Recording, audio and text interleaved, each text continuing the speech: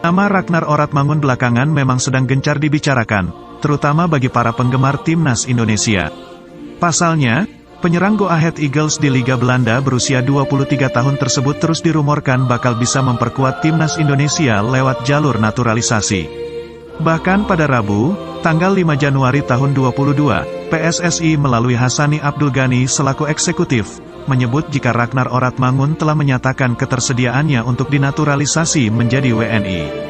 Sayangnya Hassani tidak berani menjanjikan kapan Ragnar Oratmangun bakal mendapatkan caps pertama mereka untuk timnas Indonesia, termasuk pada jadwal laga internasional Maret tahun 2022 nanti.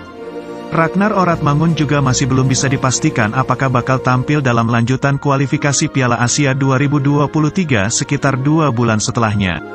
Melihat dari perjalanan karir sang pemain, kehadiran Ragnar Oratmangun sejatinya memang sangat dibutuhkan buat timnas Indonesia yang sedang krisis lini depan.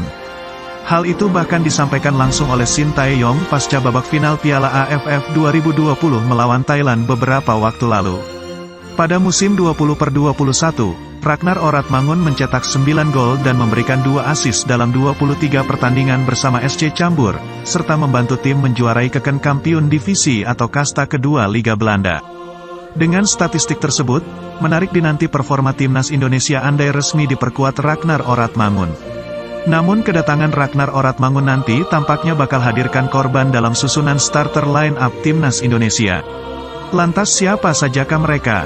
Nama pertama adalah Ezra Walian. Kehadiran Ragnar Oratmangun yang memang diproyeksikan sebagai penyerang utama, diprediksi bakal menggeser posisi Ezra Walian yang sebelumnya menempati pos ini.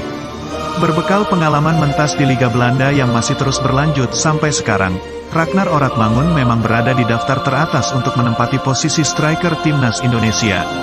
Meski begitu, Ezra Walian dengan kemampuan menahan bola serta penempatan posisi yang cukup baik, tetap bakal jadi senjata rahasia timnas Indonesia dan mungkin akan dimainkan pada babak kedua.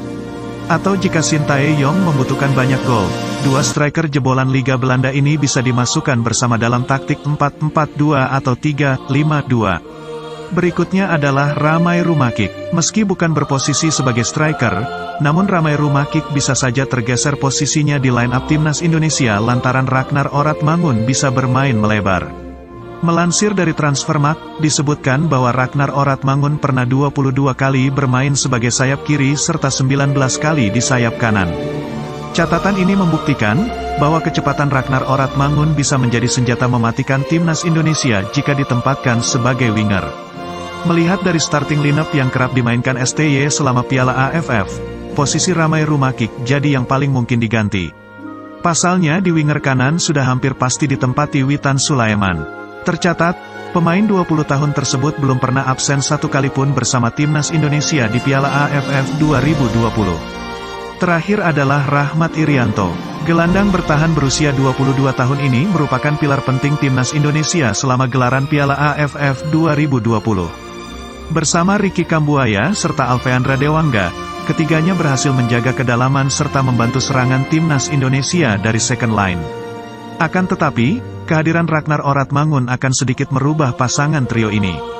Sebagai informasi, Ragnar Oratmangun dalam karirnya di Liga Belanda pernah bermain di posisi tengah, sehingga opsi gelandang serang juga bisa dimainkan di timnas Indonesia. Dari ketiga gelandang, Rahmat Irianto mungkin jadi salah satu yang harus dikorbankan andai Ragnar Oratmangun dimainkan sebagai attacking midfielder. Nantinya, Ragnar Oratmangun akan mendapat backup dari Ricky Kambuaya sebagai central midfielder, serta Alveandra Dewangga sebagai defensive midfielder.